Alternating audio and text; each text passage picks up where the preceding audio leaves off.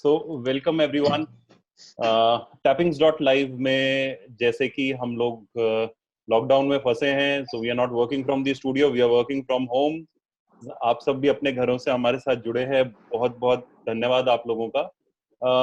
हमारे साथ वरिष्ठ पत्रकार प्रदीप वेदवाल जी, हमारे साथ वरिष्ठ पत्रकार पीयूष पंत जी इस डिबेट में हैं, हमारे साथ वरिष्ठ पत्रकार मीनाक्षी जी इस डिबेट में हैं, हमारे साथ वरिष्ठ पत्रकार रविंद्र चौधरी जी इस डिबेट में हैं।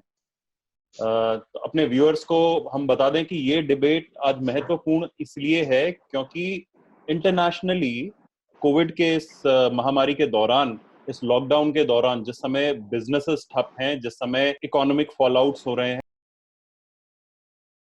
जो कि आपकी एक पहचान इंटरनेशनली है, उस पर कहीं ना कहीं आंच आई है। ओआईसी ने, यूएस, साथ ही में यूएस की एक फेडरेशन ने, एक एसोसिएशन ने, और यहाँ तक कि सऊदी अरेबिया की भी एक प्रिंसेस, इन सब ने एक इल्जाम हिंदुस्तान पर लगाया है कि हिंदुस्तान अब मुस्लिम कम्युनिटी के लिए सेफ नहीं है। एक बहुत बड़ा इल्जाम है, या तो ये इल्जाम है या ये सच्चाई है। इसी बात पर हम आगे डिबेट करेंगे। मैं शुरुआत करूंगा पंजी से। हमारे वरिष्ठ पत्रकार है, का काफी एक्सपीरियंस है इस पर्टिकुलर मुद्दे पर। चाहेंगे उसके बाद में एक एक करके हम हमारे सारे वरिष्ठ पत्रकार हैं उन सबके पास आऊंगा। तो पंजी, आप क्या इस बारे में बता सकते हैं? देखिए, एक बहुत बहुत गहन इल्जाम लगाया गया है। जो देखा जाए, जिस समय बोला जा रहा था कि एक स्टेबिलिटी आ चुकी है इंटरनेशनली इंडियन इमेज पे, कि इंडियन इमेज काफी शानदार इमेज एक प्रेजेंट की जा रही थी, लेकिन अब जाके कहीं ना कहीं जाके एक चोट पहुंची है। और यही नहीं, जब हम ओआईसी की बात करते हैं तो ओआईसी 57 कंट्रीज का एक ग्रुप है। वो ग्रुप लगभग, अगर हम बात करें तो यूनाइटेड नेशंस के बाद शायद सबसे बड़ा ग्रुप वो होगा। तो उसकी तरफ से जब इस तरह की बात आती है, वो बात अलग है कि वो पूरा मुस्लिम कंट्रीज का एक ग्रुप है, लेकिन कहीं ना कहीं एक आवाज उठी है। उस आवाज का सपोर्ट यूएस में भी ऑर्गेनाइजेशन ने करा है, वो उसका सपोर्ट सऊदी अरेबिया में भी हुआ। हेलो पंची, आपके पास मेरी आवाज आ रही है? नहीं, मुझसे ही बात कर, मुझसे पूछ हाँ रहे हैं जी, आप? हाँ जी, हाँ जी। अच्छा अच्छा अच्छा अच्छा। हाँ, देखिए, निश्चित रूप से देखिए, ये जो भी इस तरह की बातें जो कही गई हैं, हालांकि मैं ये नहीं मानता हूं कि ये बहुत असुरक्षित हो गया है भारत, जो है कि माइनॉरिटीज के लिए।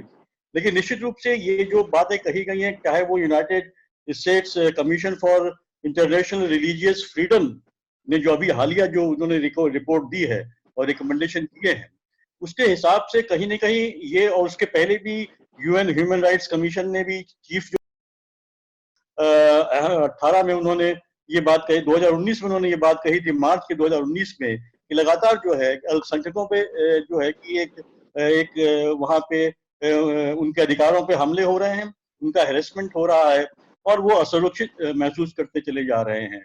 एमनेस्टी इंटरनेशनल इंडिया का जो चैप्टर है, उसने भी जो ये बात कही थी मार्च 2019 में ही, कि 2018 में हिंदुस्तान में सबसे ज्यादा जो है वो जो अल्पसंख्यक हैं, और खासकर उसमें भी जो है जो मुस्लिम लोग हैं और जो दलित हैं, उन पे जो है हमले हुए हैं।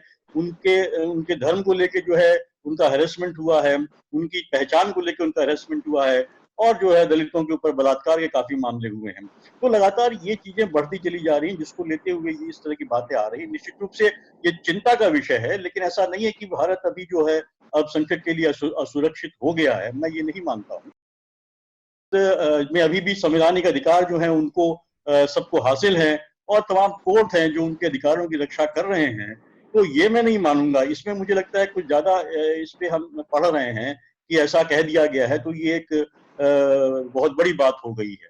लेकिन निश्चित रूप से जो लगातार हम पिछले, खासकर 2014 के बाद से, जब से मोदी सरकार आई है भारत में, केंद्र की सत्ता में, लगातार जो है एक हम देख रहे हैं कि सीधे सीधे जो है एक, खासकर एक अल्पसंख्यक समूह को जो है, खासकर मुसलमानों पे धीरे धीरे वो एक, चाहे भावनात्मक हो चाहे वो फिजिकल हो, अटैक उन पे जो हो रहे हैं लगातार, उनके धर्म को लेके, उनकी पहचान को लेके, उनकी पोशाक को लेके। यहाँ तक कि आपको याद होगा पिछले साल प्रधानमंत्री जी ने भी ये बातें कही थी कि पोशाक से जो है कि पहचान लिए जाते हैं जो लोग दंगाई होते हैं। तो निश्चित रूप से ये अपने आप में एक बहुत बड़ी बात है, जो कि समुदाय विशेष को एक कहीं न कहीं आप कहीं लज्जित करता है, या उनके ऊपर एक ऐसा कमेंट है कि उस लाइन में खड़ा कर देता है कि वो आरोपी बन जाते हैं, जबकि ऐसी स्थिति नहीं है। आप पोशाक से किसी को नहीं पहचान सकते हैं। देखिए, हिंसा जो है हर कोई करता है, हर समुदाय में हिंसा है, असामाजिक तत्व हर हर समुदाय में पाए जाते हैं। तो मुझे लगता है कि ये जो बातें कही गई हैं, निश्चित रूप से ये जो हमने देखा जिस तरह से जो है कि लगातार जो हमले बढ़ रहे हैं, खासकर अगर आप सीए की बात भी कर लें उसमें, तो ये बात तो सही है कि सीए क्यों लाया गया।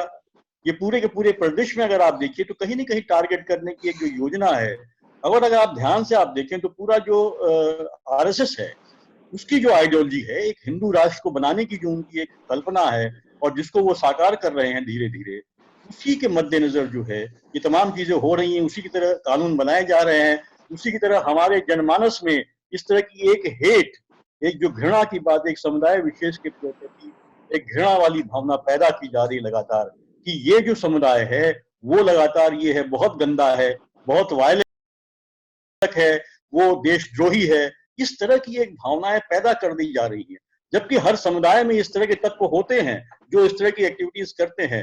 लेकिन ये एक सोची समझी, मुझे लगता है कहीं ना कहीं जो स्कीम है, इनकी योजना है, उसके तहत इस तरह के हमले हो रहे हैं। इसीलिए जो है अंतर्राष्ट्रीय जो संगठन है, चाहे वो मानवाधिकार संगठन हो या यूनाइटेड नेशंस के संगठन हो, जो अमेरिका की ये बॉडी है, उसने इस तरह की चिंताएं जाहिर करी। और निश्चित रूप से मानव स्तर पे जो है, मानवीय जहां तक सरोकार है, उस पे इस तरह की चिंता करना लाजिमी भी है, मेरा मानना है। और ये सवाल उठाए जाने चाहिए, क्योंकि निश्चित रूप से जो है कि एक भारत जैसा देश जिसका संविधान एक सेकुलर संविधान है, वो सबको बराबरी का हक देता है, वहां पे अगर इस तरह की बातें होती हैं कि किसी समुदाय विशेष के ऊपर हमले होते हैं, उनको इंगित किया जाता है, उनके अधिकारों को छीना जाता है, तो निश्चित रूप से एक चिंता का विषय है और इसका विरोध होना चाहिए। आपने मैं रविंद्र जी को इनवाइट करना चाहूंगा अब इस प्रश्न के ऊपर। रविंद्र जी, मैं चाहूंगा कि आप इसके ऊपर थोड़ी सी लाइट डालें, क्योंकि क्या है कि कहीं ना कहीं ये जो बात हुई है, जहां पे अमेरिकन एसोसिएशन ने ये इल्जाम लगाया है कि हिंदुस्तान में माइनॉरिटीज के ऊपर मतलब उनको परेशान किया जा रहा है, उनके ऊपर हमले किए जा रहे हैं, साथ ही में जो अगर मैं इसको एसोसिएट करूं, ये उसी तरीके के इल्जाम है जिस तरह के पाकिस्तान अभी तक लगाता आया है। और सीएए को कहीं ना कहीं इसका एक बेस सेंटर बनाया गया है, कश्मीर को उसका एक बेस सेंटर बनाया गया है।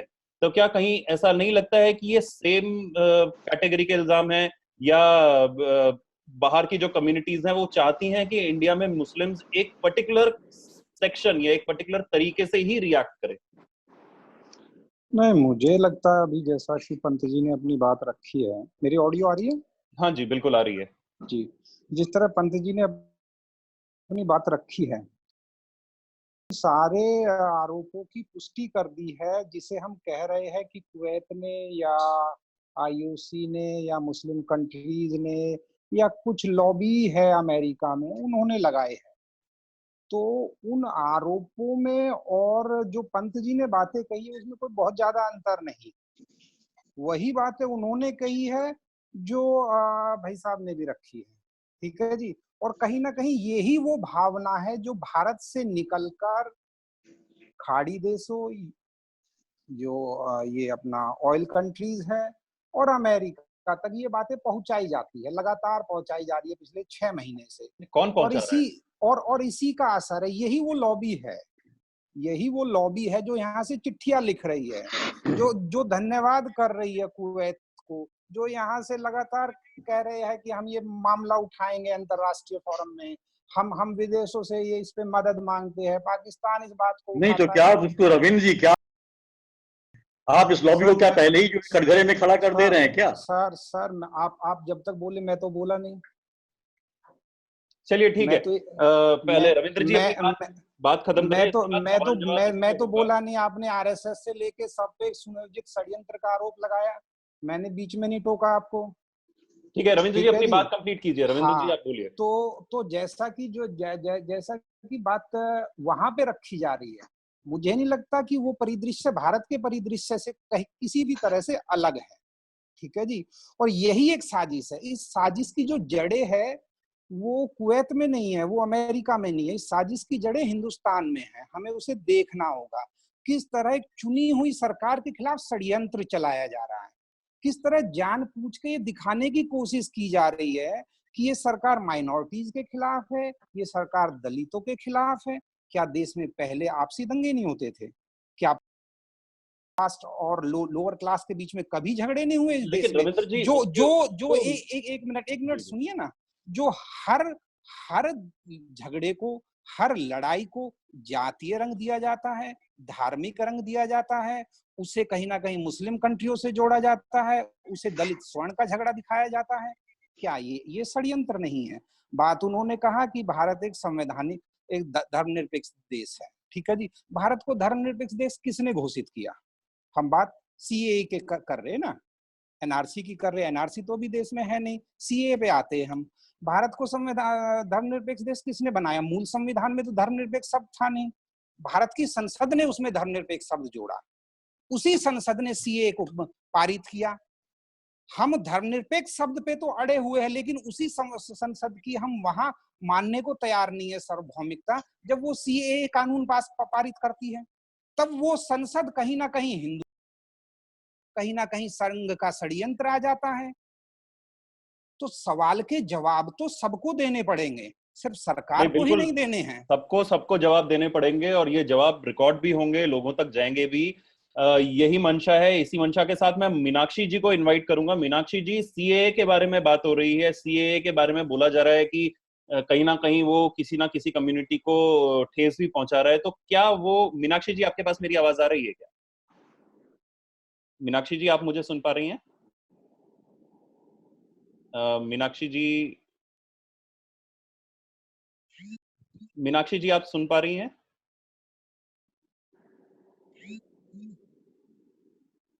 मीनाक्षी जी, आपका ऑडियो क्रिएट नहीं है, आपको शायद फिर से एक बार ज्वाइन करना पड़ेगा।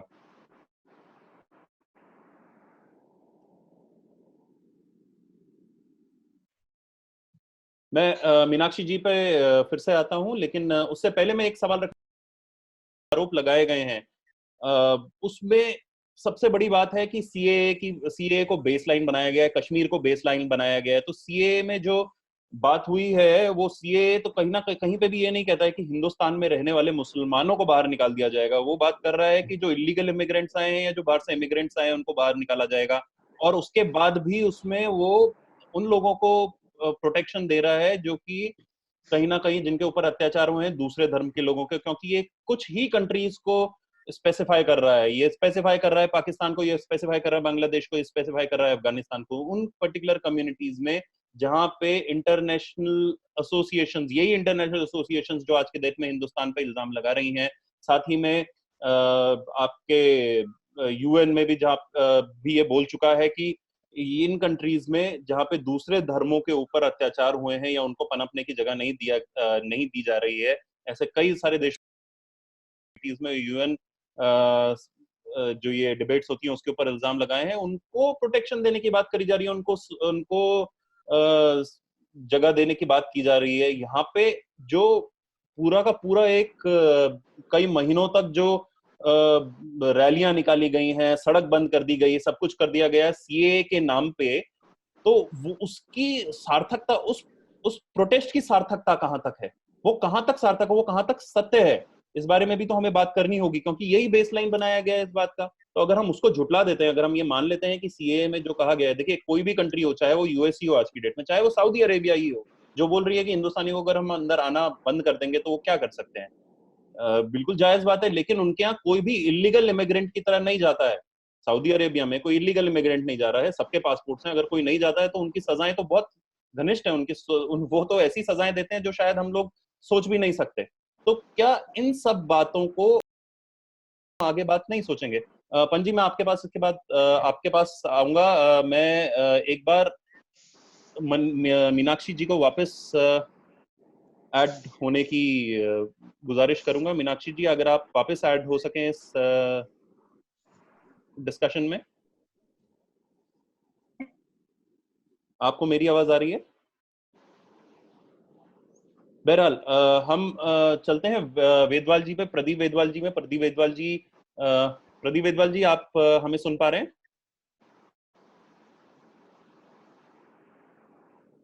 प्रदीप जी, आप हमें सुन पा रहे हैं?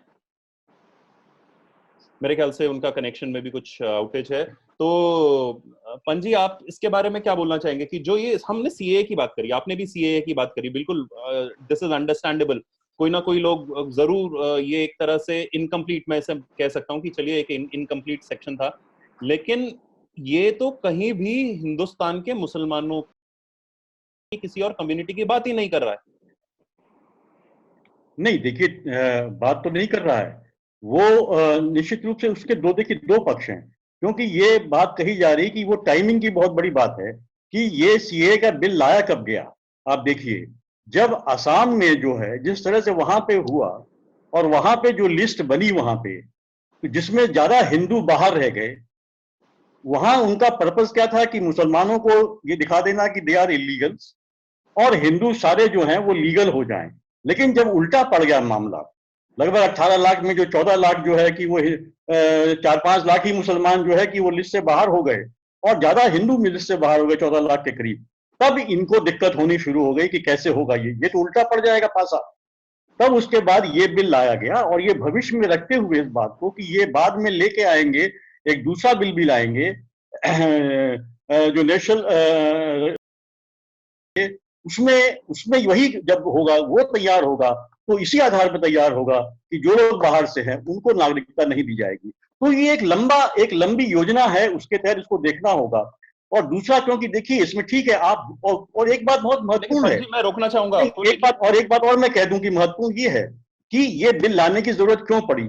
आपके पास ये कानून थे, जहां जिन लोगों के साथ इस तरह का बर्ताव हो रहा है, जो दूसरे कंट्रीज, जो पड़ोसी देशों में जिस तरह से मुस्लिम कंट्रीज में उनके साथ जो जिस तरह से जो बर्ताव हो रहा है, जो वो अजाइलम लेने सीख करते हैं, उसके लिए पहले से कानून बने हुए थे और लोगों को मिला भी है। अदनान सामी का भी उदाहरण है, जो पहले पाकिस्तान से आए थे, यहाँ रह रहे थे वहां पे। तो बहुत से ऐसे उदाहरण है। उसमें सरकार पे पूरा था कि डिस्क्रिमिनेट करे किसको देनी है हमें सिटीजनशिप, किसको नहीं देनी है। दूसरा, आपके पास जो बॉर्डर थे उनको आपको स्ट्रांग बनाना था, जहां पे जो है आपका भयंकर भ्रष्टाचार चलता रहा है और लोग वहां से इलीगल तरीके से अंदर आते रहे हैं। तो इस कानून की कोई जरूरत नहीं थी, लेकिन एक योजना पूरा यही है कि एक जिसमें से मुसलमानों को एक दोयम दर्जे का नागरिक बनाया जाए, उनके ज्यादा से ज्यादा संवैधानिक अधिकार उनसे छीन लिए जाएं और उनको अपने रहमो करम पे, हिंदुओं के रहमो करम पे रखा जाए। बिल्कुल, मैं पाकिस्तान में किया था। आपके पास आऊंगा, लेकिन पंजी ये तो फिर भी कहीं ना कहीं आप अगर हम इस आपकी बात को सत्य भी मान लेते हैं, लेकिन फिर भी जब हम सीएए की बात कर रहे हैं, वो फिर भी हिंदुस्तान के मुसलमानों के बारे में तो बोल ही नहीं रहा है। अगर मैं किसी बाहर के देश के मुसलमान के बारे में बोल रहा हूँ, बाहर के देश के सिख के बारे में बोल रहा हूँ, या किसी पैलेस्टीनियन के बारे में बोल रहा हूँ, किसी के भी बारे में बोल रहा हूँ, लेकिन वो हिंदुस्तान का नागरिक नहीं है, उसकी जिम्मेदारी हमारी नहीं है। दूसरी बात, अगर हम बात कर रहे हैं कि हिंदुस्तान में कुछ पर्टिकुलर अमाउंट ऑफ हिंदूज आए, तो जेनोसाइड जो बांग्लादेश में हुआ था, ये जितने भी हिंदूज आए थे जेनोसाइड से आए, जेनोसाइड के समय पे आए थे। जो हिंदुस्तान में जेनोसाइड के टाइम पे आए हुए हिंदूज थे, उनको वापस भेजने के बाद उनके साथ क्या होगा, कितना परसेंटेज वहां पे हिंदूज का है, या कितना परसेंटेज वहां पे जैनिज्म का है, या कितना परसेंटेज वहां पे सिखों का है, ये बात देखने वाली होगी। लेकिन रविंद्र जी, मैं चाहूंगा कि आप वो देखिए, एक बात है, वो मुस्लिम बहु देश है और वहां पे उनका एक धर्म जो है, उनका जो धर्म है वही उनका एक जो है एक राष्ट्रीय आधार है उनका। हमारा देश जो है धर्म के आधार पे नहीं है, ये समझना होगा। पूरी बहस का जवाब आजादी नहीं देता है। पाकिस्तान में 2%, 1% रह गया है, तो नहीं, आजादी देखिए पूरी बहस का जवाब भाई साहब ने खुद ही दिया है, पंत जी ने, कि वो मुस्लिम बहुल देश है और वहां उनके धर्म के मुताबिक देश चलता है। ठीक है जी, आबादी तो हिंदुस्तान में हिंदुओं की भी 80% है, लेकिन हिंदुस्तान तो हिंदुओं के धर्म के मुताबिक नहीं चलता है। नहीं, धर्म के साथ नहीं चलना चाहिए, संविधान के मुताबिक चलता है, संविधान के मुताबिक चलता है। जी हाँ। उसके बावजूद यहाँ के मुसलमान के विषय में सीए के अंदर एक शब्द नहीं लिखा गया है, किसी को दोयम नागरिक नहीं बनाया जा रहा। नंबर तीसरी बात, अगर पड़ोसी मुल्क बहुल कंट्री है, बांग्लादेश हुआ, आपका पाकिस्तान हुआ, अफगानिस्तान हुआ, वहां पे अगर माइनॉरिटी है, उसकी रक्षा की जिम्मेदारी किसकी है? क्या हिंदुस्तान की नहीं है? क्या हिंदुस्तान सिर्फ रोहिंग्या मुसलमानों की सिक्योरिटी के लिए बना है? पाकिस्तान और हिंदुस्तान जब बने, शायद ही किसी को इस बात में कोई संशय होगा कि दोनों मुल्कों का बंटवारा धर्म के आधार पे हुआ। इसमें किसी को कोई संशय है क्या? टू नेशन थ्योरी का आधार ही धर्म था। ठीक है जी, और उसके बावजूद भारत से मुसलमानों की आज भी पाकिस्तान से ज्यादा आबादी हिंदुस्तान में है। दुनिया का सेकंड लार्जेस्ट मुस्लिम पॉपुलेटेड कंट्री इंडिया है, पाकिस्तान नहीं है, अफगानिस्तान नहीं है, बांग्लादेश नहीं है, कुवैत नहीं है। हम डेटास के आधार पे हम अभी भी ये नहीं बांट रहे हैं कि कौन हिंदू। हम तो ये मान के चल रहे हैं कि इंडिया में जो जितने भी लोग हैं वो सिर्फ पंची भी वही मेरे ख्याल से वही बात कर रहे हैं कि हिंदुस्तान के जितने भी नागरिक हैं वो हिंदुस्तानी उनको कहा पे नहीं, हिंदुस्तानी ही है, हिंदुस्तानी है। बिल्कुल, किसी की नागरिकता के अधिकार में कोई संशोधन नहीं हुआ है। संविधान में जो मौलिक अधिकार एक हिंदू को है, वही मुसलमान को है, वही सिख को है, वही ईसाई को है, वही दलित को है। मीनाक्षी जी के पास आना चाहूंगा। मीनाक्षी जी हमारे साथ फिर से जुड़ चुकी हैं। मीनाक्षी जी का ऑडियो मेरे ख्याल से अब अवेलेबल है। मीनाक्षी जी, सीएए के बारे में यहाँ पे बात हुई है अधिकारों के हनन की। आप जयपुर में हैं, आप हिंदुस्तान में कई जगहों पे, कश्मीर में आपने काम किया है। मैं आपसे जानना चाहूंगा कि बिल्कुल जीरो ग्राउंड पे जाके, लोअर ग्राउंड पे जाके, स्लम्स में जाके, जिन जगहों पे उधर क्या लोगों की मानसिकता है, उनको क्या लगता है कि उनके साथ अत्याचार हुए हैं, और खासकर इन कम्युनिटीज में उनको लगता है कि इस तरह की कोई फीलिंग्स हैं, इस तरह के कुछ इमोशंस उनके पास हैं, या इस सिर्फ एक बाहरी और ये ऊपरी गेम चल रहा है? नहीं, इनफैक्ट जो सीए का जो मुद्दा है वो इतना विराट और इतना विकट बना दिया गया है, जो उसको जमीनी सतह पे कहें तो वो है ही नहीं।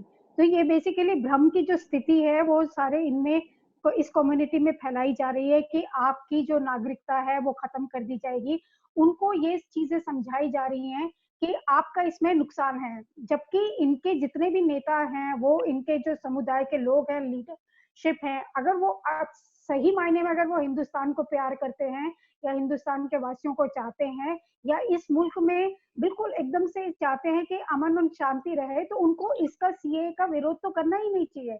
सीए तो उन लोगों के लिए है। आपने देखा होगा कि पाकिस्तान में किस तरीके से माइनॉरिटीज को, जो हमारे सिख कम्युनिटी है, उनको किस तरीके से बर्बरता के साथ में वहाँ की जो लड़कियां हैं उनके साथ में बलात्कार किया जा रहा है, उनका हनन किया जा रहा है, शोषण बहुत ज्यादा जो है एक तरीके से इन लोगों को बिल्कुल दबाया जा रहा है। तो बेसिकली जितने भी हैं, बांग्लादेश है, पाकिस्तान है, वहाँ माइनॉरिटीज है, उनको लाने की बात है। सीए उनके अधिकारों की बात है।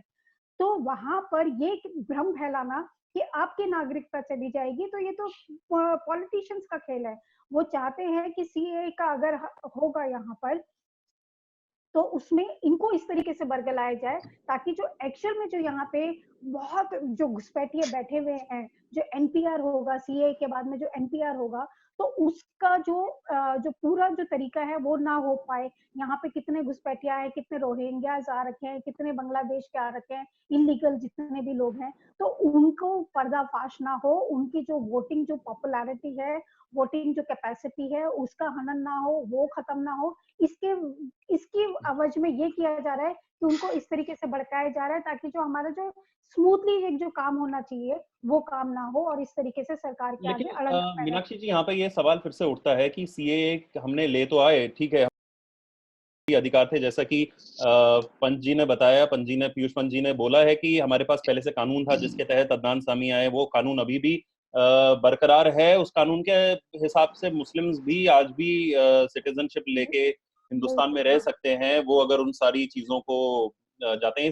जो सीए का जो कानून लाया जा रहा था उसके आधार पे बस इतना था कि वो लोग स्क्रीनिंग के तहत नहीं जाएंगे, उन स्क्रीनिंग के तहत नहीं जाएंगे और वो डायरेक्टली आ जाएंगे। लेकिन कहीं ना कहीं जब हम सीए की बात कर रहे हैं और जब हम बात कर रहे हैं कि उन लोगों की पहचान कैसे होगी, या जो एनपीआर है या जो एनसीआर, देखिए बात तो उठी थी, ऐसा तो नहीं था कि बात नहीं उठी है, हवाओं में गूंज तो थी ही, एनपीआर की भी थी, और यहाँ से जो बाकी के इमिग्रेंट्स हैं उनको बाहर भेज देने की बात थी, और वो आज भी चल रही है। एंड वी अग्री कि वो होना ही चाहिए। अगर आपके देश के नहीं है और वो इलीगल इमिग्रेंट्स हैं तो उनको होना चाहिए। लीगली यहाँ पे आप रहें, लीगली आप यहाँ पे काम करें, there should be no problems.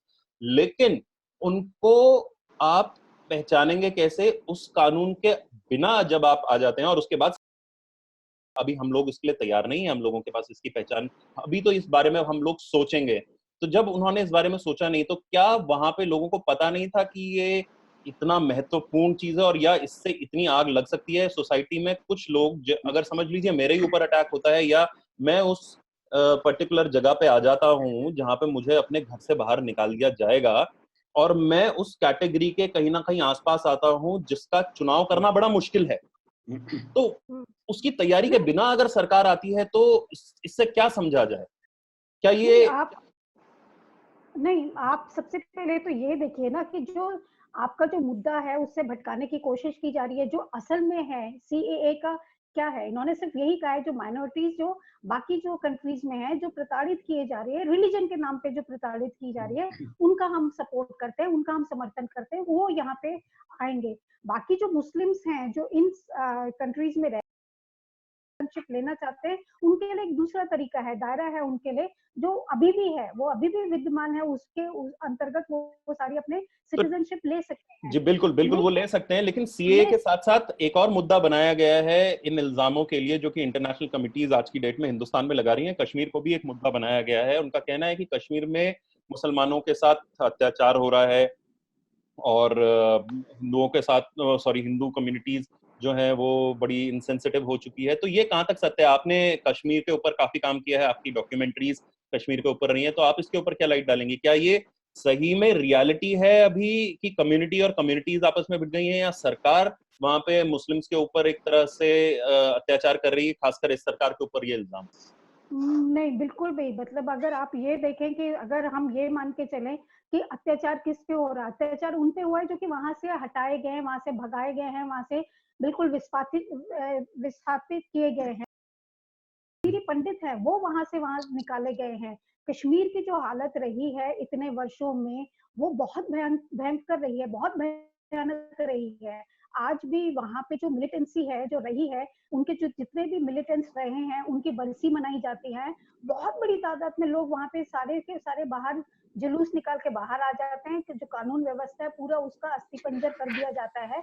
और हमला जो इस तरीके से जो आज आप पूरे भारतवर्ष में देख रहे हैं कि जितने भी पत्थरबाज बाहर निकल के आ रहे हैं, ये वही की सिखलाई है, वही चीज, वो उसी तरीके की जो सिखलाई है। अपनी लेडीज को आगे कर दिया जाता है, लड़कियों को आगे कर दिया जाता है ताकि आपकी जो सिक्योरिटी फोर्सेस है वो आप पे अटैक ना कर पाए। और इस प्रकार से इस तरीके से माहौल क्रिएट किया जाता है, ऐसे बताया जाता है नहीं, कि ये तो हम फिर से हम इसमें काफी अंदर चले जाएंगे। मेरा कहने का मतलब सिर्फ इतना सा था कि क्या वहां पे आपके नजर से वहां पे मुस्लिम कम्युनिटी के ऊपर एज बिकॉज ऑफ बीइंग मुस्लिम वहां पे क्या कोई अत्याचार है आपकी नजर में? नहीं, मेरी नजर में तो इस तरीके से पॉलिटिकली नहीं, बिल्कुल भी नहीं, पॉलिटिकली बिल्कुल भी नहीं, क्योंकि वहां का जो आप जो वहां के जो रूट्स हैं, आपको हमारी जो गवर्नमेंट है उसको बहुत सावधानी पूर्वक वहां पे काम करना पड़ता है, क्योंकि पूरी जो इतनी सारी इंटरनेशनल एजेंसीज वहां पे जो अभी पूरा हार्मोन करके बैठी रहती हैं, वहां पे अगर छुटपुट भी कोई घटना होती है, वहां के जो लोग अगर थोड़ा भी प्रोटेस्ट करके बाहर आते हैं तो तिल का पहाड़ बनाया जाता है। तो गवर्नमेंट तो वैसे ही डर डर के बच बच के अपने कदम उठाती है। तो ये मान के अगर हम चले कि वहां पे प्रताड़ना होती है तो ये बहुत ज्यादा गलत होगा। इनफैक्ट ठीक है, प्रताड़ना बहुत तो नहीं। तो मैं आना चाहूंगा पंच जी के पास। पंच जी, आप जो अभी हम वापस अपने टॉपिक पे चलते हैं कि जो इंटरनेशनल कम्युनिटी इस समय जो हिंदुस्तान के ऊपर इल्जाम लगा रहे हैं, ठीक है, उसको हम अब हम ये मान लेते हैं कि सीए और कश्मीर के ऊपर इनका मुख्य इनका जो फ्रेम पर ये इल्जाम लगाए गए हैं वो कश्मीर रहा है, और सीए रहा है, और ऐसे ही कई दो छोटे मोटे इन्होंने और भी कई इल्जाम लगाए हैं जिसका लीगल स्टैंड पॉइंट उनके पास नहीं है। लेकिन क्योंकि उन्होंने वो बहुत सारी एक लिस्ट बना दी है, फेयर लिस्ट तैयार कर ली है, उस फेयर लिस्ट के आधार पे उन्होंने ये सजेशन दिया है कि हिंदुस्तान को अनसेफ घोषित कर दिया जाए। लेकिन मैं आना चाहूंगा आपके पास, मैं ये जानने के लिए आना चाहूंगा कि क्या, और आपने पहले ये बता दिया है कि हमको इसको सीरियसली लेना चाहिए और आप नहीं मानते हैं कि ये जो इनके जो इल्जाम है वो बिल्कुल सही है। हाँ, कुछ कुछ प्रॉब्लम्स जो हो रही हैं हिंदुस्तान में उसके ऊपर नजर रहनी चाहिए, उसको ठीक करना चाहिए। लेकिन अब बात उठ रही है, क्या ये पॉलिटिकल सिनेरियो क्रिएट हो रहा है? अगर ये पॉलिटिकल सिनेरियो क्रिएट हो रहा है, और खासकर आपने बोला कि इस सरकार के लिए, तो इससे पहले वाली सरकार में भी तो यही सारे सिनेरियोज थे। इससे पहले वाली सरकार में तो इससे ज्यादा कंडीशंस खराब थी। अगर हम बात करेंगे 2011 की, 2012 की, तो उस समय और ज्यादा खराब थी। उस समय वहां पे जो डुअल गवर्नमेंट थी वो काफी ज्यादा दूसरे जो ये टेररिज्म था उसको एक तरह से हम माने कि उसकी जो जो शय थी जो टेररिस्ट को मिलती थी उसको तोड़ने में नाकाम रही। आप आपका इस पे विचार जानना चाहूंगा सर। नहीं, देखिए, निश्चित रूप से कश्मीर ऐसा एक हमारा पॉइंट रहा है जहां भी जो सरकारें लगातार, खासकर केंद्र सरकारें लगातार असफल हो रही हैं, और वो भी गलती भी केंद्र सरकार की, क्योंकि केंद्र सरकारों ने शुरू से नेहरू जी के टाइम से ही शायद जो है लगातार जो है जिस तरह से वहां पे जब मोहम्मद अब्दुल्ला साहब आए थे वहां पहले वहां के मुख्यमंत्री बन के, उनको पूरी तरीके से काम करने नहीं दिया, उनको जेल में अंदर डाल दिया, जबकि वो चुन के आए थे, वहां उन्होंने लैंड रिफॉर्म किए थे, वो वहां पॉपुलर हो रहे थे। लेकिन कहीं ना कहीं जो है हमने भले ही आजादी हमको मिल गई, हमने मुसलमानों को ये ऑप्शन भी दिया कि जो रहना चाहे यहाँ रहें, हम भारत में उनका स्वागत है, संविधान के तहत उनको सभी अधिकार मिलेंगे, लेकिन कहीं ना कहीं हमारे मानव से रहा है कि हम मुसलमानों को कभी भी अपने साथ एकजुट नहीं कर पाए हैं। और यही कारण था, खासकर सत्ता में जो लोग बैठे हैं, चाहे वो कांग्रेस की सरकारें रही हो, कांग्रेस ने नेहरू के टाइम में भी जो है जब अब्दुल्ला साहब को जिस तरह से अरेस्ट किया और जेल में बंद कर दिया गया, तो वो ये साफ दिखाता है कि जो वहां की रीजनल, जो देखिए हर स्टेट जो फेडरलिज्म की हम बात करते हैं, संघवाद है हमारे यहाँ, हमारे संविधान ने संघवाद दिया है, हमें एक फेडरल स्टेट दिया हुआ है। इसमें राज्य सरकारें अपने लोगों की एस्पिरेशंस, उनका कल्याण, उनके हिसाब से वो जो मैंडेट मिला है उसके हिसाब से काम करना चाहती है। तो ये जो रीजनलिज्म की हमेशा हत्या हुई है, हमने देखा है, हमेशा से जो केंद्र की सरकारें हैं वो अपने को स्ट्रॉन्ग करती चली आई हैं, और वो लगातार जो है रीजनल सरकारों को कमजोर करती रही हैं। इसका परिणाम लगातार हमें भुगतना पड़ा। उसके बाद हमने देखा जब वहां पे आप फेडरलिज्म की बात तो कर रहे हैं, लेकिन हम फिर उसके बाद ये भूल जा रहे हैं कि हम यूनिटी, एक यूनियन की भी बात कर रहे हैं। हिंदुस्तान एक यूनियन की तरह भी एग्जिस्ट करता है, राष्ट्रवाद भी वहां पे है। नहीं, इंडिया नहीं, देखिए, रविंद्र जी आपके पास आऊंगा, रविंद्र जी आपके पास यूनियन है जिसमें कि फेडरेशन है, इसीलिए हमारे संविधान निर्माताओं ने एक फेडरल कैरेक्टर रखा है, जिसमें कि जो है कि एक यूनियन के साथ साथ जो तमाम राज्य हैं उनको कुछ अधिकार दिए जाएं, ताकि, क्योंकि वो जानते थे कि केंद्र के तरफ से पूरा विकास नहीं हो सकता है, इतना बड़ा देश है, इसलिए राज्यों को कुछ अधिकार दिए गए, कुछ चीजों को छोड़ के बाकी लिस्ट बनाई गई, 3 लिस्ट बनाई गई, जिनमें जो है विषय बांट दिए गए। तो ये पूरी आजादी राज्यों को थी उन विषयों पे कि वो अपनी तरह से विकास करें लोगों का। लेकिन जो हमने देखा जो प्रैक्टिकल टर्म्स पे क्या हुआ लगातार, खासकर जब एक पार्टी की सरकारें रही केंद्र में भी और दूसरे राज्यों में, तो लगातार उन्होंने जो है जो रीजनल जो लीडरशिप है उसको लगातार जो है कमजोर करने की कोशिश करी है। और खासकर अगर दूसरी पार्टियों की सरकारें हो, चाहे वो केंद्र में कांग्रेस की रही हो या भाजपा की रही हो, दूसरी पार्टियों की सरकारें कभी भी जो है केंद्र की सरकारें बर्दाश्त नहीं कर पाई हैं।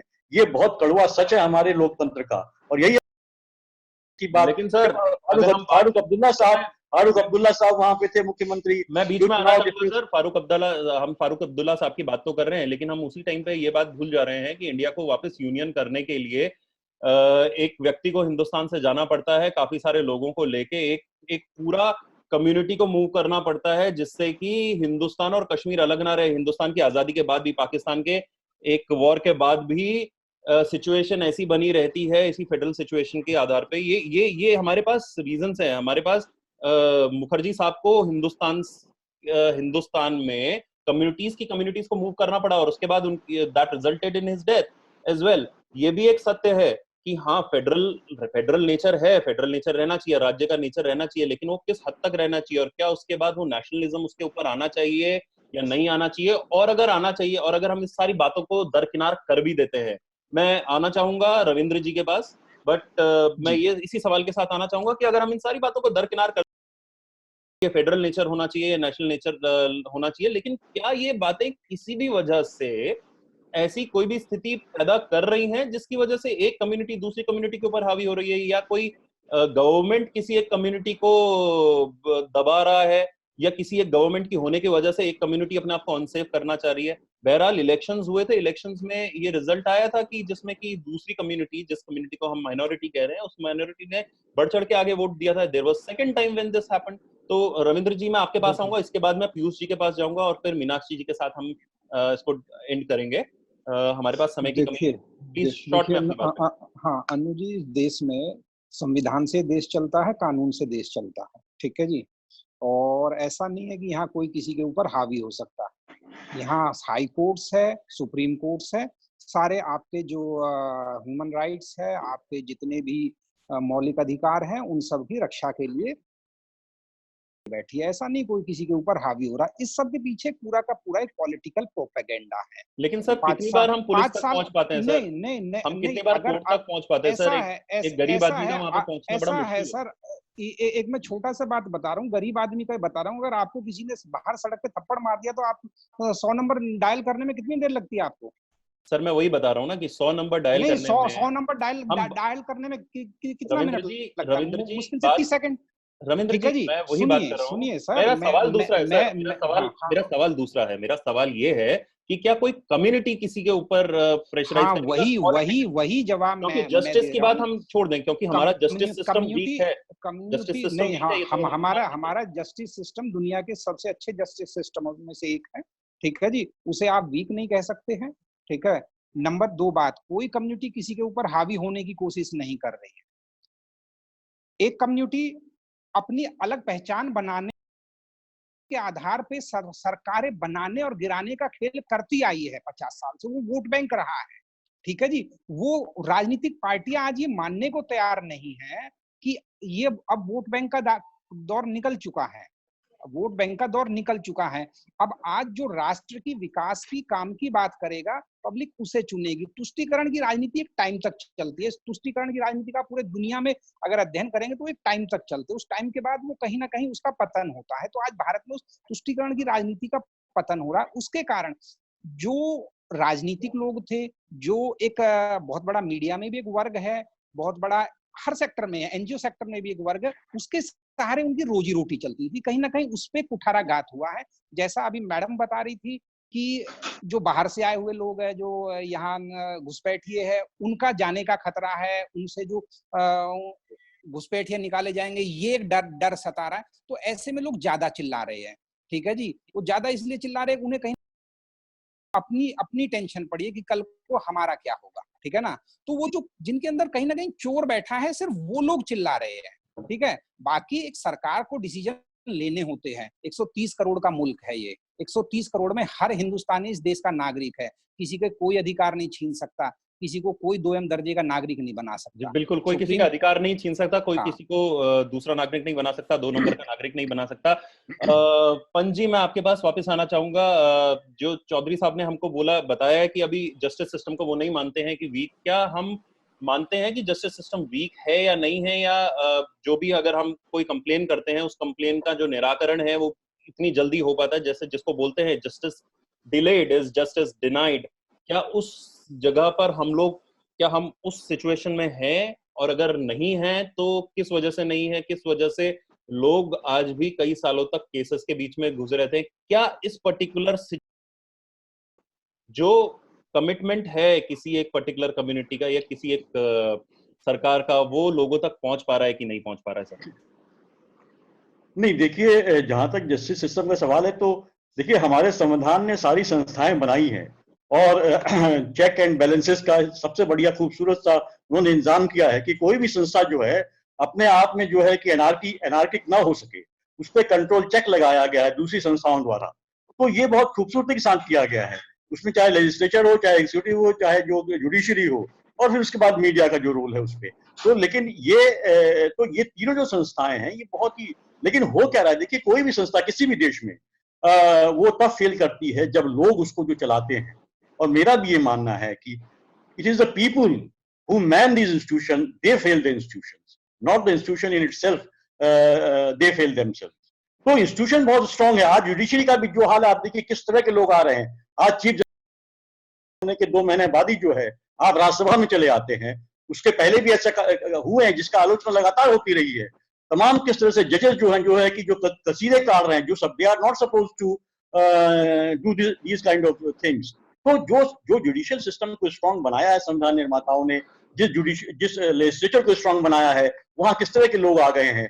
सिर्फ जीत जाते हैं किसी एक पार्टी के द्वारा, उसका नेता के द्वारा, तो वो नेता इतना हावी हो जाता है कि वो जो सांसद या विधायक हैं वो कुछ भी करते हैं, वो बोलने की हिम्मत भी नहीं रखते हैं। तो ये फेलियर किसका है?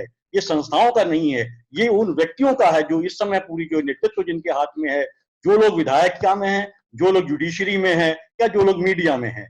ये लोगों की कमी है, उनकी कमजोरी है जो हमारे संस्थाओं को कमजोर कर रहा है। और जुडिशरी भी निश्चित रूप से उसका ढांचा तो बहुत स्ट्रांग बनाया गया है, लेकिन वर्तमान लोग जो बैठे हुए पदों पे, डिफरेंट पदों पे, उन्होंने इनको कमजोर कर दिया है अपने स्वार्थों के लिए, अपने हितों के लिए।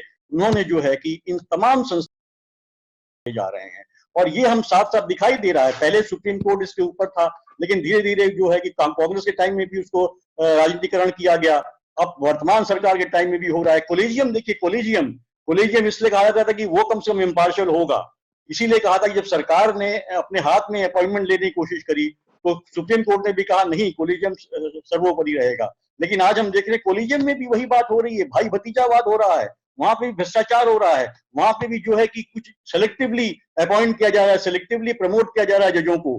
तो ये सब चीजें जब होने लगती है तो हर संस्था का जो है वो क्षरण होना शुरू हो जाता है। और यही हम अपने देश में भी देख रहे हैं कि संविधान हमारा कितना ही खूबसूरत क्यों न हो, कितना ही मजबूत क्यों न हो, जो लोग उस संविधान को चलाने का जिम्मा है जिन लोगों के, वो लोग इसको कमजोर करते चले जा रहे हैं। इसीलिए आज बहुत बड़ा सवाल उठ रहा है कि लोग कहाँ, आज मजदूर जो है उनको पैदल जाना पड़ रहा है, और जो है उनसे सरकार जो है किराया ले रही है, जिनके पास उससे सरकार जो है रेल का किराया मांग रही है और उसमें 50% और बढ़ा के ले रही है। तो ये देखिए हम यहाँ पहुंच गए हैं, ये किसकी जिम्मेदारी है?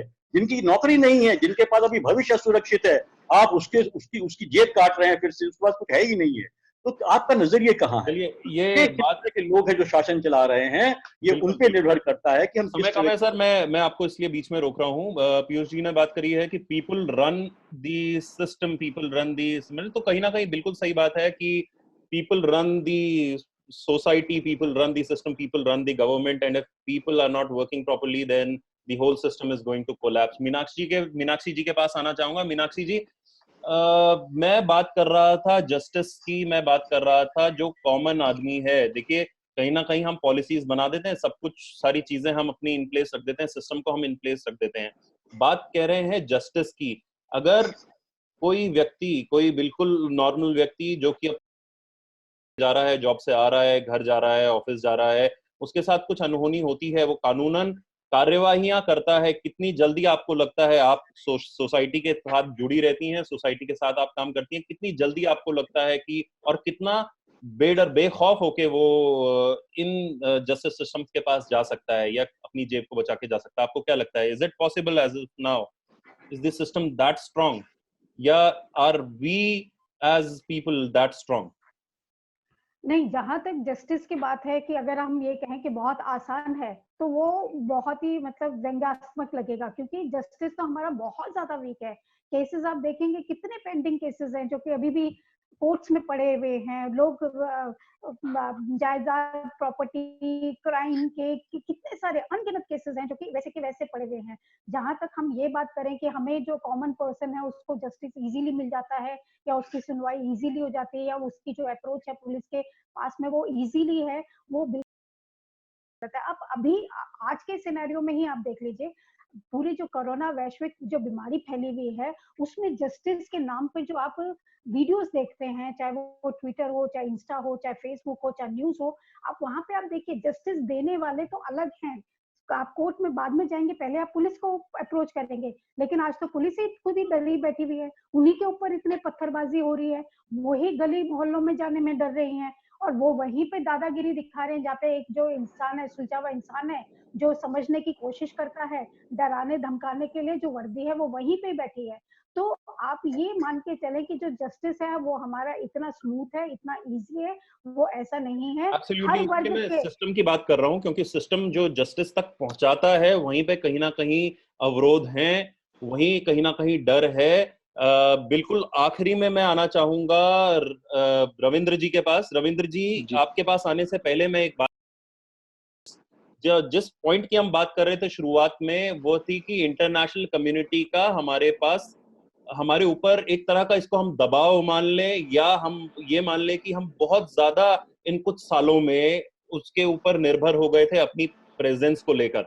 अपनी प्रेजेंस को हमने उनके ऊपर काफी छोड़ दिया था, अपनी इमेज को हमने उनके ऊपर काफी छोड़ दिया था। सेल्फ एनालिसिस से ज्यादा हम लोग एक्सट्रीम एनालिसिस पे चले गए थे, इंटरनेशनल एनालिसिस पे चले गए थे। तो उससे हम लोगों को शायद अब बाहर आना होगा, हमको अपनी इमेजेस अपने हाथ में रखनी होगी और हम ही उसके उसके बारे में कुछ कहने के लिए या उसका कुछ एनालिसिस करना पड़ेगा। ये इस प्रोग्राम का पूरा मकसद एनालिसिस का ही है कि what is the analysis that we are doing, क्या जो चीजें गलत हैं उसको हम गलत मान रहे हैं, और क्या जो चीजें सही हैं उसको अगर कोई व्यक्ति गलत कह रहा है तो उसको क्या हम गलत कहने की ताकत रखते हैं। रविंद्र जी आपके पास आऊंगा, मीनाक्षी जी इसके बाद मैं आपके पास आऊंगा, और एक बार जाते हुए मैं पीयूष जी के पास से होते हुए गुजरूंगा।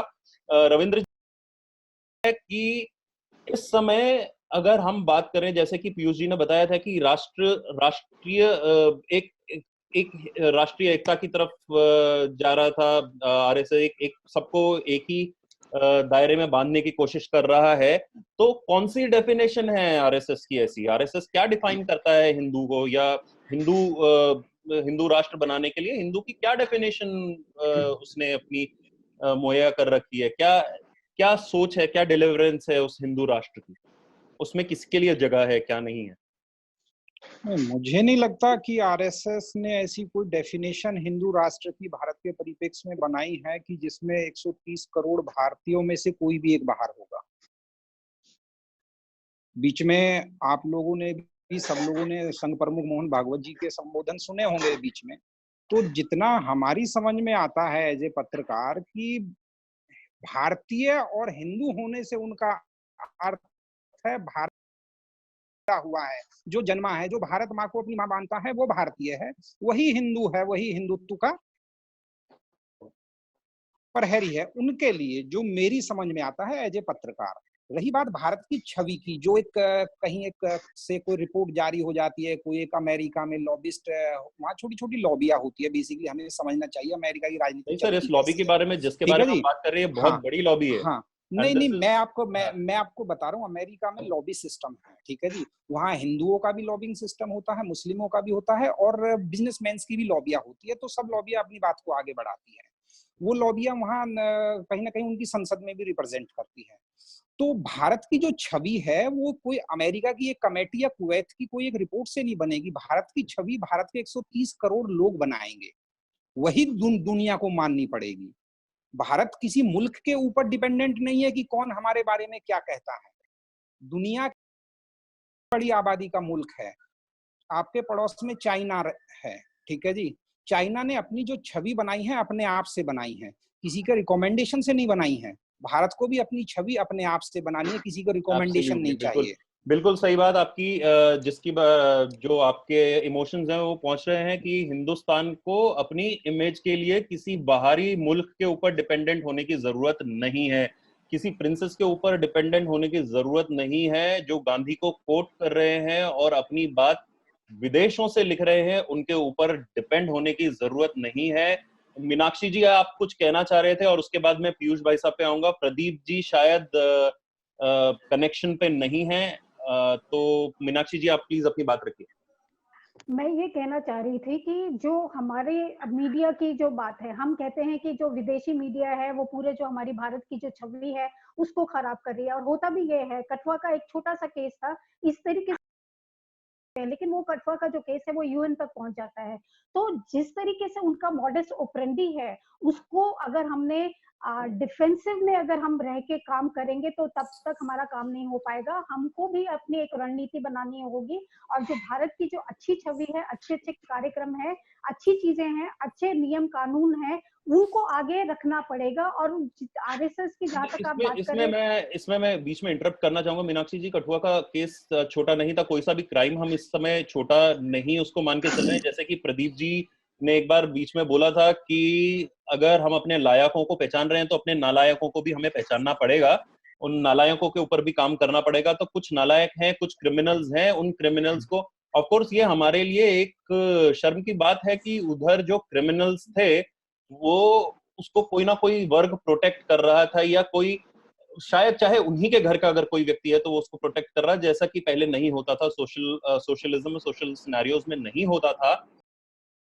लेकिन हाँ, उसको एक अन्य रूप दे देना, अन्य रूप दे देना, वो जरूर एक गलत बात है। मैं आना चाहूंगा पीयूष जी पे। पंत जी, आपसे अंतिम शब्द लेता हुआ मैं चलूंगा, इस प्रोग्राम को एंड करूंगा। मैं जानना चाहूंगा कि जो अब हम बात कर रहे हैं, हमने बात करी सीएए की, हमने बात करी कश्मीर की, हमने बात करी उन सारे सिचुएशंस की, हमने बात करी सरकार की गतिविधियों की या सरकार के एक नजरिए की, कि वो किस तरीके से इनको देखता है, क्या परिप्रेक्ष्य बनाता है। लेकिन इन सब को का समावेश करते हुए मैं चाहूंगा कि आप हमें बताएं कि ये जो इंटरनेशनल कम्युनिटीज हैं वो जब हिंदुस्तान के ऊपर ये आरोप लगाती हैं तो वो आरोप कहां तक सत्य है? जो आरोप अभी तो वो आरोप के साथ साथ एक चाह है उनकी कि हिंदुस्तान को ब्लैकलिस्ट कर दिया जाए सेफ जोन में से, वो उसके बारे में आपने हमें बता दिया है कि ये आप नहीं मानते हैं कि अनसेफ हो, लेकिन जो आरोप वो लगा रहे हैं, जो प्रत्यारोप वो लगा रहे हैं, वो कहां तक उचित है? नहीं, क्योंकि ये जो भी संस्थाएं हैं ये इंटरनेशनल लेवल की संस्थाएं हैं, और जब हम डेमोक्रेसी की बात करते हैं तो हमें अपनी खिड़कियां, अपने दरवाजे खुले रखने होते हैं, और जहां से भी जो व्यूज आते हैं, ओपिनियन आते हैं, उनको वेलकम करना होता है। लेकिन हमें काम अपने हिसाब से करना होता है, क्योंकि अगर हमें अपने देश को आगे बढ़ाना है तो उसकी छवि हमें ही गढ़ना होगा अपने।